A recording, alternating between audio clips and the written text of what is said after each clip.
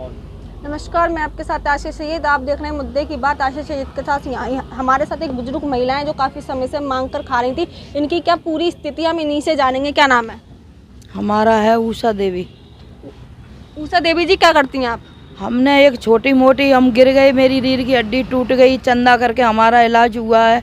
अब हम बैठ नहीं पाते जमीन में, कुर्सी पे बैठे बैठे मैं छोटी मोटी। अच्छा, नहीं, उससे पहले आप क्या करती थी, कैसे रहती थी, कहाँ रहती थी? उससे पहले मैं मजदूरी करते थे, सीमेंट का काम करते थे, बेलदारी का काम करते थे। उससे पहले कहाँ की रहने वाली हैं? हम रहने वाले तो हैं फिरोजाबाद के। अच्छा, आगरा में कैसे आई? आगरा में ऐसे आए थे कि मैं यहाँ ताजमहल डोलवे के लिए आए, तो मैं यहीं रह गई, मजदूरी करने लगे, मिल गए मेरे साथ के। अच्छा, तो मैं बेलदारी पे चले गए काम करने के लिए। आपकी शादी हुई है?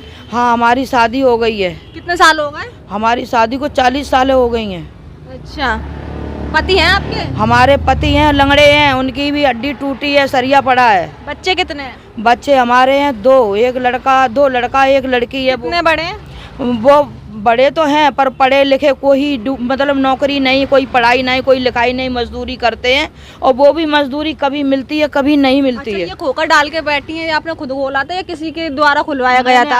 आप लोगों से सबने तो मदद मांगी कि हमारी छोटी मोटी दुकान खुलवा दो, तो आप लोगों ने हमारी सुनवाई करी, तो थोड़ा थोड़ा पैसा लगाया, तो हमारी छोटी मोटी चाय की दुकान खुलवा दी हमारी। अच्छा, देखा जा रहा है जब मायावती की सरकार थी तो सबको आवास दिए गए थे, आपको भी मिला होगा शायद। हमने भरा था डूंगड़ा में, वो कहना 9,001 भरे गए हैं और 20,501 भरे गए हैं, और हमारे कागज लिखा पढ़ी करके हमको दे दिया है नगर निगम में, और ये कह दी कि तुम्हारा नंबर वहाँ आया है आनंद नगर में, और आप देख के आओ। सर, मैं आज भी देख रहे हैं।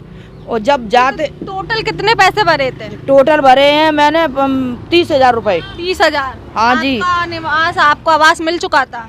आवाज तो लिखा पढ़ी करके दे दिया, पर चाबी तो आज भी नहीं मिली है। किसने चाबी नहीं दी? हम सर उनका नाम नहीं जानते, हम पढ़े लिखे नहीं हैं सर। और वहाँ जाते हैं तो पता होगी कहाँ बैठते हैं, कहाँ रहते हैं जिन्होंने आपको चाबी नहीं दी? वो नगर निगम में ही लिखा पढ़ी होत करते हैं। अच्छा, और हम वैसे तो हम जानते नहीं, पढ़े नहीं है, तो उनकी नेम प्लेट तो हम पढ़ नहीं पाते हैं सर। अच्छा, तो कौन से ने किसी से मिली आपके, हमारी चाबी नहीं दी, हमने पैसा दे दिया? हाँ, ये नहीं मिले। छोटे मोटे जो नेता हैं, कभी कोई नेता, कभी कोई नेता, कभी चाय आए पीने आए, तो हम अपनी फरमाइश कतरा दो कि हमारी चाबी नहीं मिली, हमारी चाबी नहीं। तो कौन से नेताओं से मिली आप? हम नाम तो नहीं जानते बेटा, बस आते हैं तो हम अपनी कहने लगा था। अच्छा, जो विधायक हैं जी धर्मेश, उनसे मिली? हम एक बार दरवेश डॉक्टर साहब के पास गए थे, तो उन्होंने हमारी सुनवाई की। उन्होंने फ़ोन किया है नगर निगम में कि इनको चाबी क्यों नहीं दी गई, तो उन्होंने ये कहा कि वो अभी बन के मतलब पूरा तैयार नहीं हुआ है, आधा हुआ है, ये कहा है। और हम नगर निगम में एक बार गए तो उन्होंने ये कह दिया है कि उसकी चेकअप हो रही है, मकान इनके चेकिंग हो रही है, जो कह दी है। मकानों को का बुखार आ गया है। अच्छा, कितने साल पहले आपको मकान मिला था? 10 मकान तो अभी मिला है, मोदी जी की सरकार में मकान मिला है। अच्छा, कितने टाइम हो गया? हो गया होगा 2-3 साल, 3 सालें हो गई, 3.5-4 सालें हो गई। अच्छा, अधिकारियों द्वारा आपको घुमाया जा रहा है? अब वो मतलब वो कहीं कह देते हैं कि कभी मिलेगा, कोई कहता कभी मिलेगा, कोई कहता अभी तैयार नहीं, कोई कहता उसमें किवाड़ नहीं, कोई फिटिंग नहीं भैया, मतलब जे बातें कहते हैं। आप देख के आई थी मकान, आपको जहाँ निवास मिला है आनंद नगर में, आप खुद देख के आई थी, कैसा था दिखने में? हाँ, वो सही था, रहने लायक था, पर पता नहीं क्या कह रहे हैं, पूरा तैयार नहीं हुआ है वहाँ पे। फॉर्म कब भरा था? फॉर्म 10 सालें हो गई हैं, तब मायावती जी बैठी थी, तब हमने फॉर्म भरा था। अच्छा। और धीरे धीरे 10 सालें हो गई हैं। अब योगी की सरकार में आपको जो आवास है वो मिला था?